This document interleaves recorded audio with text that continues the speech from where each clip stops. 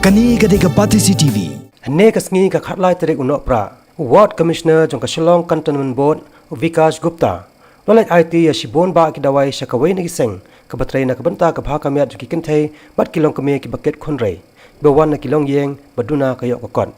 Ya kani ka seng la tep kerteng kum ka lam jing shai TI core. Kabaran hanong Shillong nong thamai Shillong. Bat kini ki dawai ki balanok senyang da ka Shillong Cantonment Board.